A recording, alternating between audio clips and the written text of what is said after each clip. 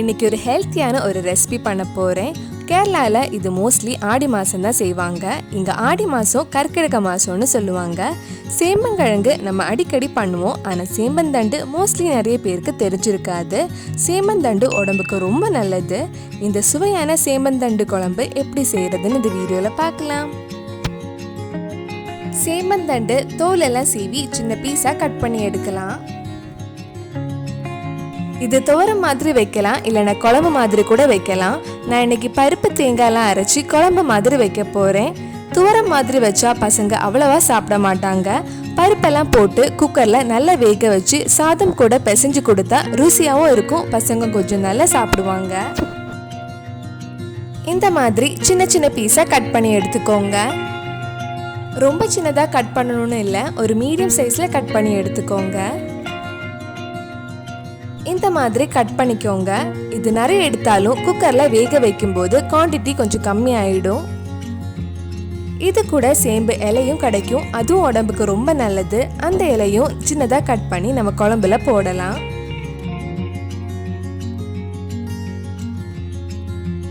சேம்பன் தண்டு இலையும் கட் பண்ணதுக்கு அப்புறம் நம்ம இது குக்கரில் வேக வைக்கலாம். குக்கரில் இது கூட பருப்பும் வேக வைக்கிறதுக்கு 2 கப் தண்ணி எடுத்திருக்கேன். இதில் 1/2 கப் துவரம் பருப்பு 2-3 வாட்டி நல்லா வாஷ் பண்ணதுக்கு அப்புறம் போடலாம்.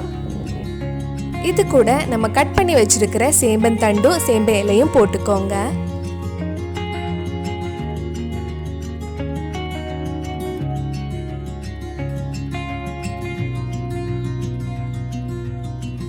இதில் தேவையான அளவு உப்பு, 1/2 டீஸ்பூன் மஞ்சள் பொடி, 1/2 டீஸ்பூன் மிளகாய் பொடி போட்டு நல்லா மிக்ஸ் பண்ணதுக்கு அப்புறம் வேக வைக்கலாம்.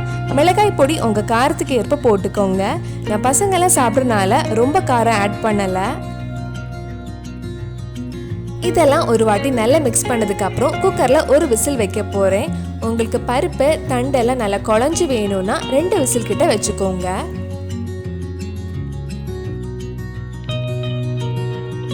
இது வேகிற டைமில் கொஞ்சம் தேங்காய் அரைக்கலாம். ஒரு மிக்ஸி ஜாரில் 1/2 கப் துருவன தேங்காய் எடுத்திருக்கேன்.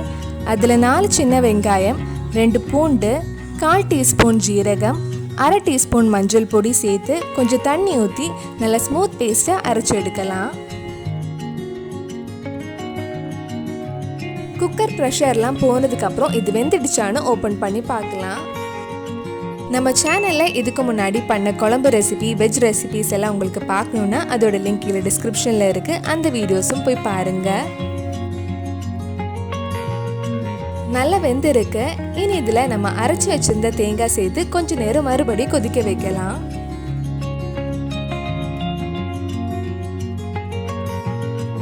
இது ஒரு வாட்டி நல்லா மிக்ஸ் பண்ணதுக்கப்புறம் கொதிக்க வைக்கலாம். உங்களுக்கு எவ்வளவு குழம்பு வேணுமோ அதுக்கேற்ற மாதிரி தண்ணி ஊற்றிக்கோங்க. எனக்கு ரொம்ப குழம்பு வேண்டாம், அதனால நம்ம தேங்காய் அரைச்ச மிக்ஸி ஜாரில் 1/4 கப் மட்டும் தண்ணி எடுத்து இதில் ஊற்றிருக்கேன். டேஸ்ட் பார்த்துட்டு தேவைப்பட்டால் கொஞ்சம் உப்பு போட்டுக்கோங்க. குழம்பு நல்லா கொதிக்குது. இனி இது ஆஃப் பண்ணிட்டு கொஞ்சம் கடுகு கருவேப்பிலை தாளித்து போட்டால் நம்ம சுவையான குழம்பு ரெடி ஆகிடும்.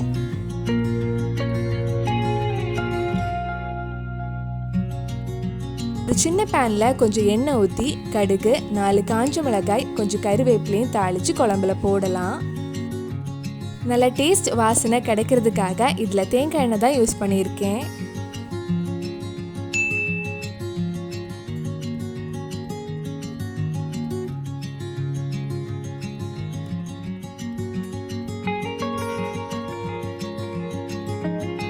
இனி இது நம்ம குழம்புல போட்ட ரொம்ப சுவையான சேம்பந்தண்டு குழம்பு ரெடி ஆயிடுச்சு. இது உடம்புக்கு ரொம்ப நல்லது. கண்டிப்பாக எல்லாரும் இதை ட்ரை பண்ணி பாருங்க. இது மார்க்கெட்லலாம் வாங்க கிடைக்கும். இது ஆடி மாதம் சாப்பிட்றது ரொம்ப நல்லது. இந்த சுவையான சேம்பந்தண்டு பருப்பு கறி நீங்களும் உங்கள் வீட்டில் செஞ்சு பாருங்க. பிடிச்சிருந்தா இந்த வீடியோவை லைக் பண்ணுங்க, உங்கள் ஃப்ரெண்ட்ஸ் அண்ட் ஃபேமிலிக்கு ஷேர் பண்ணுங்க. வேறு நல்லா ரெசிபிஸ் நம்ம சேனலில் ட்ரை பண்ணலான்னு கீழே கமெண்ட் பாக்ஸில் சொல்லுங்கள். நீங்கள் இன்னும் என்னோட சேனலை சப்ஸ்கிரைப் பண்ணலைன்னா மறக்காமல் சேனலையும் சப்ஸ்கிரைப் பண்ணுங்கள். கூடவே அந்த பெல் ஐக்கனையும் ப்ரெஸ் பண்ணால் நான் வீடியோ போட்ட உடனே உங்கள் ஃபோனுக்கு நோட்டிஃபிகேஷன் வரும்.